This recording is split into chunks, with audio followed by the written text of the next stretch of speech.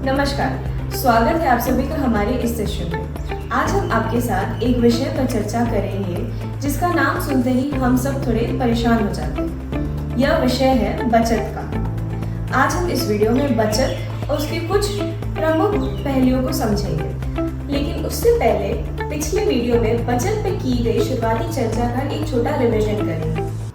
हमने समझा था जब हमारी आमदनी हमारे खर्च से अधिक हो तो बची हुई राशि को हम बचत कहते हैं। बचत के कुछ जरूरी फायदे हैं। हमारे बड़े खर्चों के लिए पैसों का प्रबंध, अचानक होने वाले खर्च के लिए तैयारी, अपने मुख्य वित्तीय लक्ष्यों तक पहुंचने में मदद, रोजगार नहीं रहने पर भी रोजमर्रा का खर्च का प्रबंध, अपने बुढ़ापा की जरूरतों के लिए उचित धन का प्रबंधन। अब समझते हैं हमें कब से और कब तक के लिए बचत करने की योजना बनानी चाहिए। बचत करने का कोई उचित उम्र नहीं होता। हमें अपने जीवन में जल्द से जल्द नियमित रूप से बचत करना शुरू कर देना चाहिए। भले ही हमें थोड़े से पैसे से शुरू करना पड़े, आज के बचाए हुए पैसे आने वाले समय में एक बड़ी पूंजी बन सकते हैं। अब प्रश्न है कि हमें कितने समय तक बचत करना चाहिए। आप जितने समय तक बचत करेंगे, आपकी पूंजी उतना ही अधिक बढ़ेगी, और जैसे जैसे आपकी पूंजी बढ़ेगी, आप देखेंगे कि अपने जरूरतों को पूरा करने के लिए आपको उधार नहीं लेना पड़ेगा, और कम उधार मतलब कम तनाव। इसलिए लगातार समय तक बचत करना अपनी आदत जरूर बनाएं। इसके अलावा आप अपने वित्तीय लक्ष्यों के हिसाब से भी अपनी बचत की समय सीमा को निर्धारित कर सकते हैं। जैसे अगर आपको अपनी खेती के लिए एक ट्रैक्टर की आवश्यकता हो तो अनुमान लगाएं कि ट्रैक्टर खरीदने में आपकी कितनी पूंजी लगेगी। उस पूंजी के रकम को बांट लें और अनुमान लगाएं कि यह रकम कितने समय तक आप पूरा कर सकते हैं। अगर रकम बड़ी हो तो आप बैंक से ट्रैक्टर लेने के लिए उधार भी ले सकते हैं। इस पर हम अगले वीडियो में चर्चा करेंगे, मगर यह तरीका समझने से आप सीखेंगे कि आपको पैसे कब तक बचाने की जरूरत है। आगे समझते हैं कि सही तरीके से बचत कैसे करें।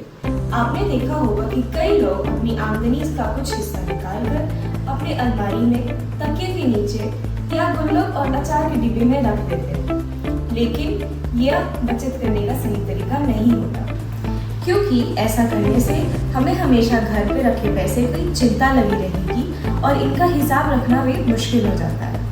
तो बचत का सबसे उचित तरीका होता है बैंक खाते में अपने पैसों को जमा करना। तो चलिए अब समझते हैं कि बैंक में बचत क्यों करना चाहिए। बैंक में रखा पैसा हमेशा सुरक्षित होता है। बैंक हमारे पैसे जमा करने के लिए कोई शुल्क नहीं लेती, बल्कि हमारे जमा पूंजी पर ब्याज देती है, जिससे हमारे बैंक में रखे पैसे बढ़ते हैं। बैंक अपनी सहूलियत के हिसाब से हमें पैसा जमा करने देती है और निकालने देती है। बैंक में रखे पैसों का हिसाब रखना आसान होता है और सभी खर्चों की पारदर्शिता बनी रहती है। बैंक जात पात, धर्म, लिंग, गरीब या अमीर के बीच में फर्क नहीं करता, यानी बैंक के सारे नियम कानून सभी के लिए एक होता है। बैंक हमारी जरूरतों को समझता है और इसी हिसाब से हमारे लिए उचित और सही खाता खोलता है। आप सभी सरकारी योजनाओं का लाभ जैसे मनरेगा मजदूरी, पेंशन, एलपीजी सब्सिडी आदि को डीबीटी के माध्यम से अपने बैंक में सीधा प्राप्त कर सकते हैं। जरूरत पड़ने पर हम बैंक से कम ब्याज पर ऋण या उधार ले सकते हैं। हम बैंक के माध्यम से अपने परिवार के सदस्यों या दोस्तों को कहीं भी और कम से कम समय में पैसा भेज सकते हैं।